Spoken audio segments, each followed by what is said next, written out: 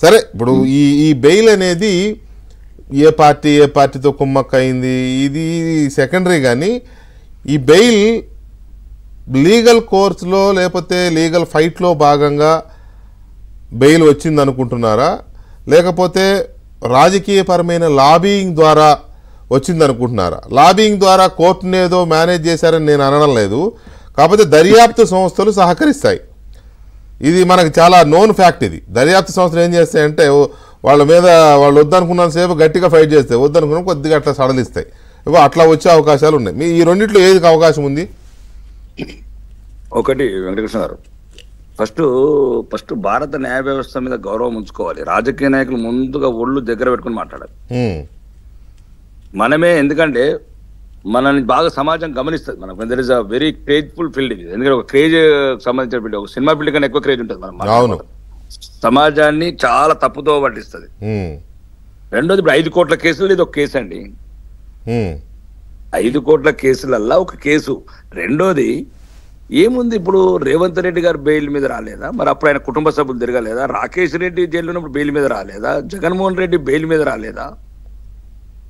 తప్పొప్పులు court నిర్ణయిస్తుంది వెంకటకృష్ణ గారు. ఇప్పుడు ఈరోజు సుప్రీంకోర్టులో క్లియర్ గా చెప్పారు ఏమని, సుమారు ఇన్వెస్టిగేషన్ అంతా అయిపోయింది కాబట్టి ఇంకా ఆమె ఉండే అవసరం లేదు.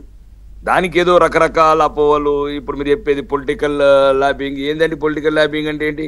ఇప్పుడు మేము కూడా అనొచ్చు కదా, కాంగ్రెస్ బీఆర్ఎస్ కలుపుకోవడానికి. ఎందుకంటే ఇప్పుడు తెలంగాణ రాష్ట్రంలో ఈరోజు ఒక ప్రధాన శక్తిగా ఎదుగుతున్న బీజేపీని దెబ్బతీయడానికి 2 పార్టీలు కలిసినాయి అన్నారు కదా. రెడ్డి గారు మీరే చెప్పండి, కానీ మేము కూడా అనొచ్చు కదా అని మీరు అంటున్నారు. ఆల్రెడీ అన్నారు బండి సంజయ్ గారు. అదే అంటున్నాం మేము ఇప్పుడు కూడా అంటున్నాం. తప్పేంది? ఇప్పుడు వాళ్ళు ఎవరన్నారు? మహేష్ కుమార్ గారు అన్నారు. ఎప్పుడు అంటే ఇప్పుడు ఆ స్థానాల్లో ఉన్నప్పుడు మేము రాజకీయంగా ఎదుర్కోవాలి కదా. లేకపోతే అన్నవాడికి ఇన్నవాడికి ఇనుకుంటుండాలి రాజకీయ వ్యవస్థలా. ఒక్కటంటే 101 అంటాం. ఇప్పుడు ఒకటి, నేను కేసు మెరిట్స్ లో కోవట్లేదు. సోదరుడు కృష్ణానికి చెప్పినట్టు నేను డైరెక్ట్ బహిరంగంగా చెప్పిన 2 ఇంటర్వ్యూలల్లా. మా నిజామాబాద్ కోడలు నా సోదరు లాంటిది కనిమలి రాలేదా కేసు? నేను కేసు కొట్టేయమని చెప్పలేదు వెంకటకృష్ణ గారు. Bail is the fundamental right to Indians.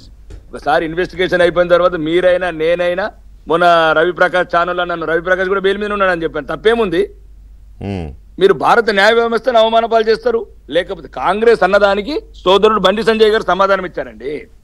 ఏమని?